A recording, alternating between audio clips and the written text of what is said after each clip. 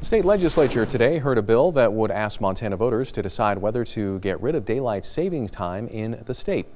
But it had far more opposition than support. At today's hearing before the Senate State Administration Committee, Republican Senator John Esp of Big Timber, who is the sponsor of Senate Bill 153, which would put a referendum on the 2020 ballot to decide the issue, said many voters in his southern Montana district would prefer to have one time zone and not switch between standard and daylight saving time.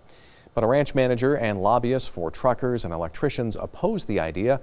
They said sporting events and practices in the spring, summer, and fall take advantage of light into the late evenings, and so does the tourism industry.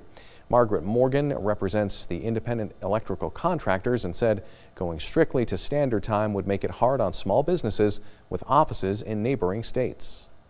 This bill would single out Montana to be on its own time for 8 months of the year. So the contractor with a shop in Wyoming is now having to deal with a time change just working between Montana and Wyoming. For the contractor doing business in North Dakota, already an hour later, now for 8 months out of the year, the time will be 2 hours different. The committee will vote later on the bill.